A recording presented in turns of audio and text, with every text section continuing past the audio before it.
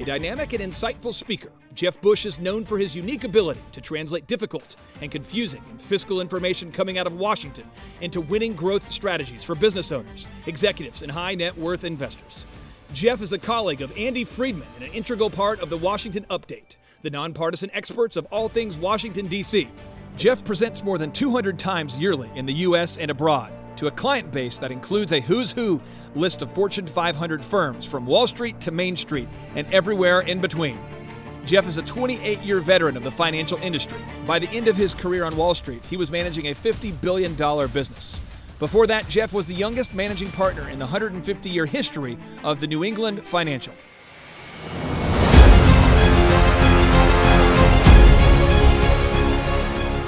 Democrats believe that capitalism, by definition, favors the wealthy, and that the federal government has an active role in redistributing that wealth.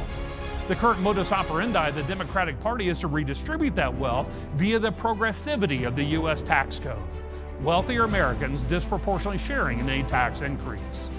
Well, Republicans quickly retort. They say Democrats have it all wrong. It's all about economic growth. Anything that we do as a federal government to overburden job creators or wealth creators only thwarts that growth. We need to be backing ourselves out of that equation. And right now we know who won that theoretical argument, at least for the next 4 years. Republicans have won that tax dialogue. We know we're heading to a lower marginal tax rate environment.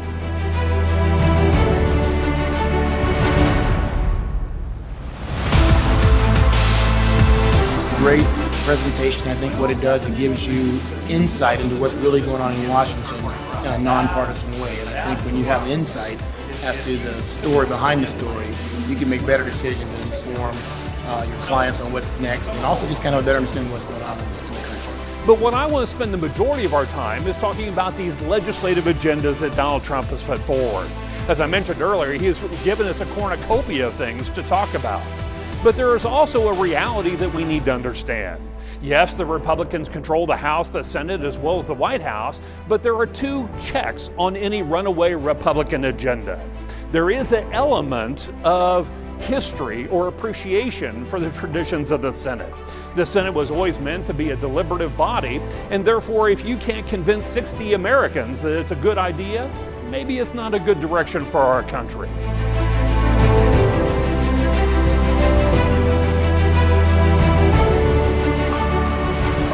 Best lectures I've seen on a political front in a long time, and I'd highly recommend anybody have the opportunity to listen in. You'll be smarter for it and more informed when you're done. Well, let me see if this sounds familiar to you.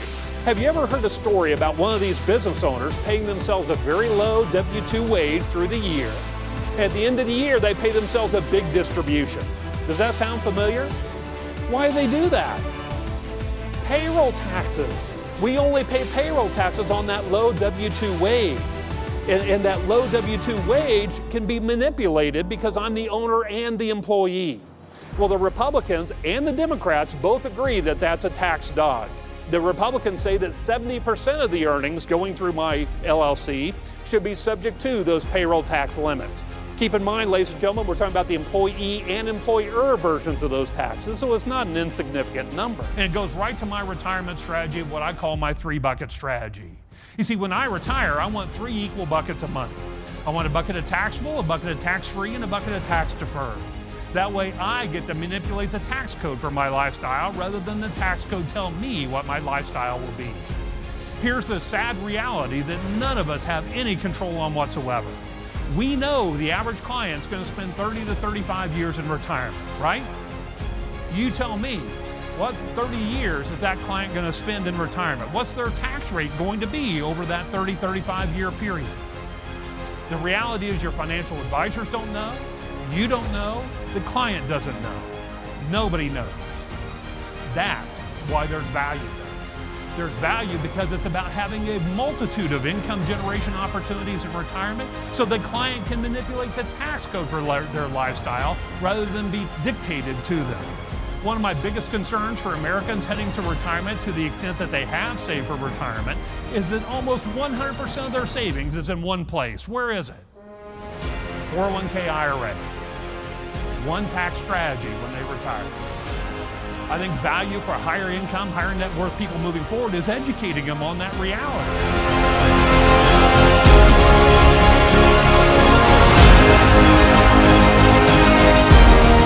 I think that Jeff is a completely compelling speaker. He obviously has so much to say that's just based from clear knowledge of the situation, and he's just one of those compelling speakers who there's not enough time that he could be allotted to give all the knowledge that he knows. He's got to totally make it compact because he has so much viable to say. But our dialogue gets a lot more interesting when we start talking about corporate and businesses. I realize a lot of people that you work with directly own their own practice, and certainly their clients are primarily business owners. What Donald Trump would do is lower the maximum corporate tax rate from the current 35% all the way down to 15%. More interestingly, he would apply that to pass-through business owners. I imagine a lot of your clients, certainly in the independent space, own their businesses or as LLCs or sole proprietors or S-corps. That means their maximum tax bracket would now be 15%. That is a huge change within corporate tax policy. Obviously, one I would personally welcome. If we're going to talk about tax or spending, we need to understand the fiscal realities that we face right now. You see, 2016 was a watershed year. It was a watershed year because it was the first year in 8 years we started to grow our budget deficit once again. As a matter of fact, the federal budget deficit was projected as of January of last year that we'd end somewhere around $544 billion of annual budget deficit. That's 2.9% of GDP. But the CBO said, be careful though, understand long term, it's expected by 2022 it'll be up to 4.4% of GDP. And by 2026, it'll be up to 4.9%. Ladies and gentlemen, this is before the $3 trillion in additional debt that Donald Trump wants to add to our spending. I'm not saying it's a bad spend, I'm just suggesting that we need to understand what it is.